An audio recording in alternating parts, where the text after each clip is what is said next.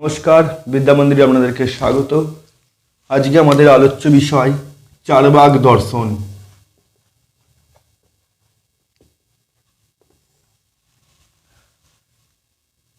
চারবাক দর্শন একটা নাস্তিক দর্শন, এটা আমরা আগেই জেনেছি। একটু ডিটেলসে আজকে আলোচনা করব চারবাক দর্শন সম্পর্কে। আরও আলোচনা করব চারবাক দর্শনের প্রত্যক্ষ কেন একমাত্র প্রমাণ, অনুমান কেন প্রমাণ নয়, ভূত চতুষ্টয়বাদ আর চারবাকদের চৈতন্য বিশিষ্ট দেহই আত্মা। এই কয়েকটি ভাইটাল মতবাদ আজকে আমরা চারবাক দর্শনের আলোচনা করব। ভারতবর্ষ আধ্যাত্মিকতার দেশ, আধ্যাত্মিকতার পীঠস্থান এই ভারতবর্ষ। আধ্যাত্মিকতা বলতে বোঝায় জড় জগতের অতিরিক্ত আত্মা, ঈশ্বর, কর্মফল, পরলোক ইত্যাদি মতবাদে বিশ্বাসী। তাহলে আত্মা, ঈশ্বর, কর্মফল, পরলোক ইত্যাদি মতবাদে বিশ্বাসীগুলোকে বলা হয় আধ্যাত্মিকতাবাদ। এই আধ্যাত্মিকতাবাদের বিপরীত মতবাদ হলো জড়বাদ। জড়বাদীরা বলেন জড় থেকেই জগতের সৃষ্টি, তারা জগতের সৃষ্টি, তারা এই আত্মা, ঈশ্বর, কর্মফল, পরলোক ইত্যাদি মতবাদে বিশ্বাসী নয়। চারবাক দর্শনকে এই কারণেই জড়বাদী দর্শন বলা হয়, কারণ তারা আত্মা, ঈশ্বর, কর্মফল, পরলোক ইত্যাদি মতবাদে বিশ্বাসী নয়। এখন আমরা চারবাক দর্শনের উৎপত্তি সম্পর্কে আলোচনা করব।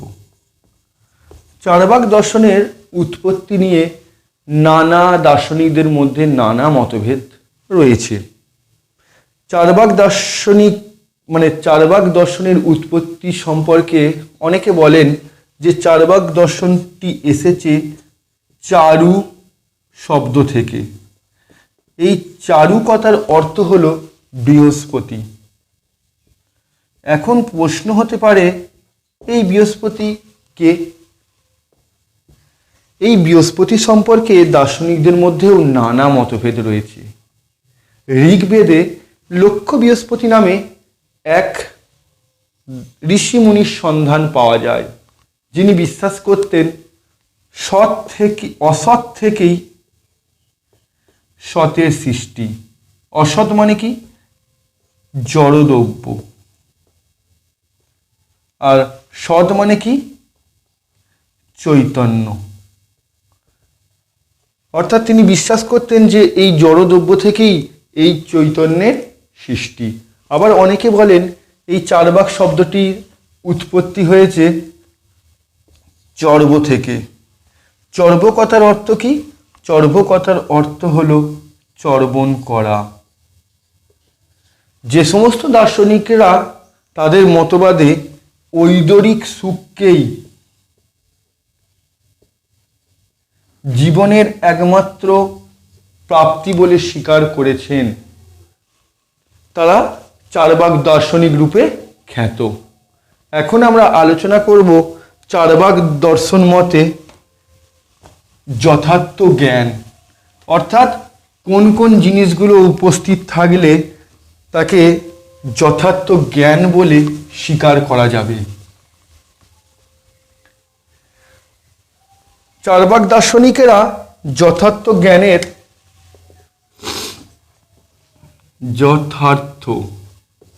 জ্ঞানের তিনটি মানদণ্ড রেখেছে। এই তিনটি মানদণ্ড থাকলেই তবেই তাকে যথার্থ জ্ঞান বলা যাবে। কি কি?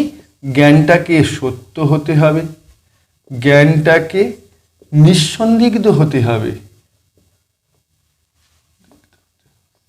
আর 3 নম্বর জ্ঞানটাকে অনধিগত হতে হবে। চারবাক দার্শনিকেরা বলছেন এইরূপ জ্ঞান কেবলমাত্র প্রত্যক্ষের সাহায্যেই লাভ করা যায়। প্রত্যক্ষের সাহায্যেই লাভ করা যায়। তাহলে এখন প্রশ্ন হতে পারে প্রত্যক্ষ কাকে বলে? এই প্রত্যক্ষ কাকে বলে? প্রত্যক্ষ হচ্ছে ইন্দ্রিয়ের সাথে বিষয়ের সন্নিকর্ষের ফলে যে জ্ঞান উৎপন্ন হয় তাকেই বলা হয় প্রত্যক্ষ। একটা উদাহরণের সাহায্যে দেখি বিষয়টা। ধরুন আমার সামনে এরকম একটা বস্তু রাখা আছে, বস্তুটি মুখটা কালো রঙের, পুরো বডিটা সাদা, আর বস্তুটির মুখটা খুললে একটা কালো রঙের নিব দেখা যাচ্ছে। আমি এই জিনিসটাকে প্রত্যক্ষ করলাম, করে একটা আমার মনে ধারণা হলো এটা কি, এটা হচ্ছে একটা পেন। তাহলে আমি যে জিনিসটাকে প্রত্যক্ষ করলাম এর ফলে যে পেন সম্পর্কে একটা ধারণা আমার মনে জন্মালো, তাহলে সেই জ্ঞানটা কি হলো, সত্য হলো, নিঃসন্দিগ্ধ হলো আর অনধিগত হলো। তাই চার্বাকরা বলছেন প্রত্যক্ষের সাহায্যেই এইরূপ জ্ঞান লাভ করা সম্ভব। তাই তারা প্রত্যক্ষকেই একমাত্র প্রমাণ বলে স্বীকার করেছেন। প্রত্যক্ষই একমাত্র প্রমাণ। এখন আমরা প্রত্যক্ষকে আরো একটু ভালো করে জানার চেষ্টা করব। চার্বাক দার্শনিকেরা বলছেন প্রত্যক্ষই একমাত্র প্রমাণ, কারণ প্রত্যক্ষের সাহায্যেই কেবলমাত্র যথার্থ জ্ঞান লাভ করা যায়। তাহলে বৃহস্পতি সূত্রে বলা আছে প্রত্যক্ষমেব প্রমাণম, অর্থাৎ প্রত্যক্ষই একমাত্র প্রমাণ, কারণ প্রত্যক্ষ দ্বারা লাভ করা জ্ঞান অভ্রান্ত সত্য। চার্বাক দার্শনিকেরা আরও বলেছেন যে পদার্থ বা যে দ্রব্য আছে কিন্তু তাকে প্রত্যক্ষ করা যায় না, এইরূপ ধারণা করা অভ্রান্ত। কি যা প্রত্যক্ষ করা যায় তারই একমাত্র অস্তিত্ব আছে।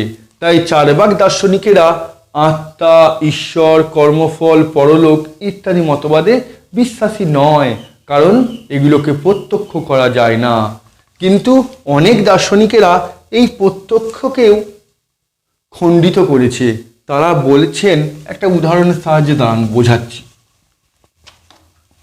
তারা বলছেন ধরুন আপনি একটা অন্ধকার রাস্তা দিয়ে চলছেন, এটা ধরুন একটা রাস্তা দিয়ে চলছেন, অন্ধকার হালকা আলো, এরকম একটা দড়ি পড়ে রয়েছে। অনেক সময় ওই হাবছা আলোয় আমরা ওই দড়িটাকে প্রত্যক্ষ করে আমাদের মনে একটা ভ্রান্ত জ্ঞান লাভ হয়। কি জ্ঞান হয়? রজ্জুতে সর্পভ্রম, অর্থাৎ এই দড়িটাকে আমরা সাপ ভেবে ভয় পাই। তাহলে এটাও তো প্রত্যক্ষলব্ধ জ্ঞানই হলো, তাহলে এটাও তো একটা ভ্রান্ত বলে প্রমাণিত হলো। তখন চার্বাক দার্শনিকেরা এর খণ্ডন করে বলছে যে দেশে যে কালে ওই বস্তুটি উপস্থিত ছিল সেই দেশে সেই কালে সেই বস্তুটি উপস্থিত নেই বলেই এই প্রকার ভ্রান্ত জ্ঞান হয়। এইবার আলোচনা করব চার্বাক দর্শনে অনুমান।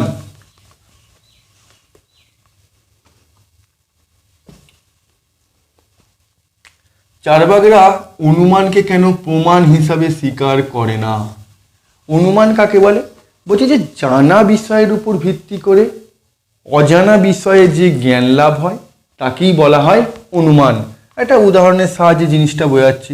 ধরুন আপনি একটা জায়গায় দাঁড়িয়ে আছেন, সেখানে এরকম একটা পাহাড় রয়েছে, এরকম একটা পাহাড় রয়েছে। দূর থেকে দেখছেন এখানে ধোঁয়া উৎপন্ন হচ্ছে, ধোঁয়া বেরোচ্ছে। তাহলে আপনি অনুমান করলেন কি, যে এখানে আগুন রয়েছে, এখানে আগুনের উপস্থিতি আছে বলেই এখান থেকে ধোঁয়া উৎপন্ন হচ্ছে। কারণ আমরা সকলে কি জানি, যেখানে আগুন থাকে সেখানে, যেখানে ধোঁয়া থাকে সেখানে আগুন থাকেই। যত্র ধূম তত্র বহ্নি, অর্থাৎ যেখানে ধোঁয়ার উপস্থিত থাকে সেখানে আগুনের উপস্থিতিও থাকে। কিন্তু চার্বাক দার্শনিকেরা বলছেন যে এই অনুমান, ধোঁয়া দেখে এই যে আগুনের অনুমান করছি, এই যে ধোঁয়া দেখে আগুনের অনুমান করার ক্ষেত্রে যে মাঝখানে যে গ্যাপটা রয়েছে, এই গ্যাপের মধ্যে কি হচ্ছে, সংশয় থেকে যাচ্ছে। এই প্রকার সংশয়যুক্ত জ্ঞান কখনো যথার্থ জ্ঞান হতে পারে না। অর্থাৎ ধোঁয়া আর আগুনের জ্ঞানের মাঝখানে যে একটা সূক্ষ্ম গ্যাপ থেকে যাচ্ছে, সেখানে একটা সংশয় থেকে যায়। তাহলে এই সংশয়মূলক জ্ঞান কখনো যথার্থ জ্ঞান হতে পারে না। তাই চার্বাকরা অনুমানকে প্রমাণ রূপে স্বীকার করে না। এখন আলোচনা করব ভূত চতুষ্টয়বাদ। ভূত চতুষ্টয়বাদ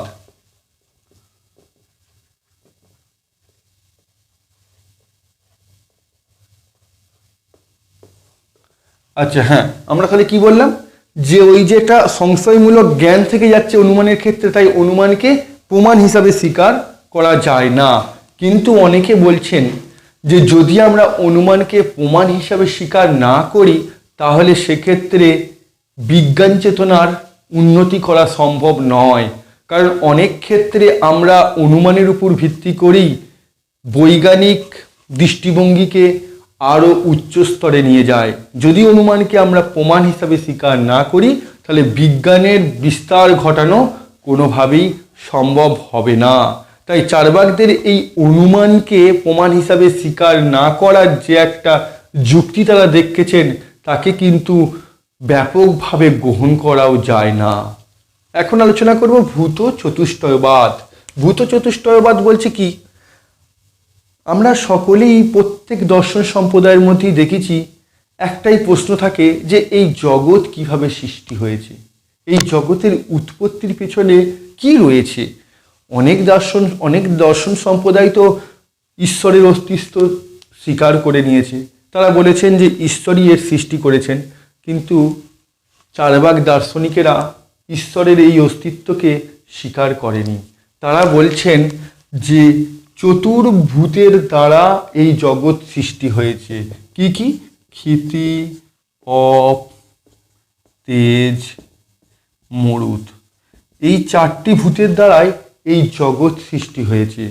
তাই চার্বাকদের এই মতবাদকে ভূত চতুষ্টয়বাদ বলা হয়। এই চারটি ভূতের কারণে চার্বাকদের এই মতবাদকে বলা হয় ভূত চতুষ্টয়বাদ।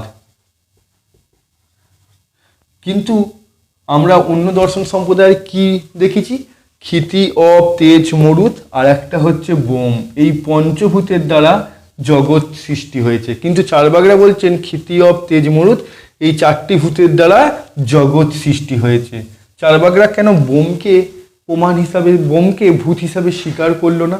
চার্বাকরা বলছেন ক্ষিতি কথার অর্থ কি? মৃত্তিকা। অপ কথার অর্থ কি? জল। তেজ কথার অর্থ কি? অগ্নি। মরুত কথার অর্থ কি? বায়ু। চার্বাক দর্শন বলছে এগুলোকে আমরা ইন্দ্রিয়ের দ্বারা প্রত্যক্ষ করতে পারি, কিন্তু বোমকে আমরা ইন্দ্রিয়ের দ্বারা প্রত্যক্ষ করতে পারি না। তাই বোমকে তারা ভূত হিসাবে স্বীকার করেনি। কিন্তু অন্য দার্শনিক সম্প্রদায়গুলো বলছে বোমকেও তারা স্বীকার করতে পারত, কারণ বোমের গুণ হলো শব্দ। শব্দ, এই যে বোম বা আকাশ, এর গুণ হলো শব্দ। শব্দকে আমরা প্রত্যক্ষ করতে পারি। এখন আমরা আলোচনা করব চার্বাক দেহাত্মবাদ। চার্বাক দেহাত্মবাদ।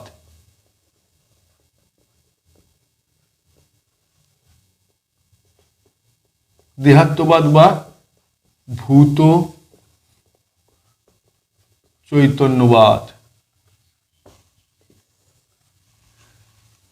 দেহাত্মবাদ বা ভূত চৈতন্যবাদ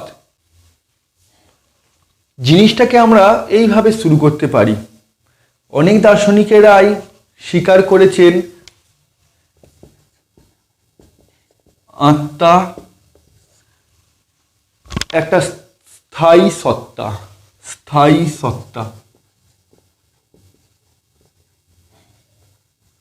এর বিনাশও হয় না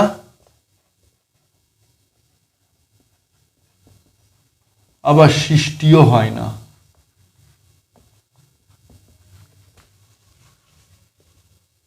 কিন্তু চার্বাক দার্শনিকেরা বলছেন এই প্রকার আত্মার কোনো অস্তিত্ব নেই। চার্বাক দার্শনিকেরা বলছেন যে ক্ষিতি, অপ, তেজ, মরুত এই চারটি ভূতের দ্বারা যখন দেহ সৃষ্টি হয় তখন এই দেহের মধ্যে চৈতন্য নামক একটা গুণ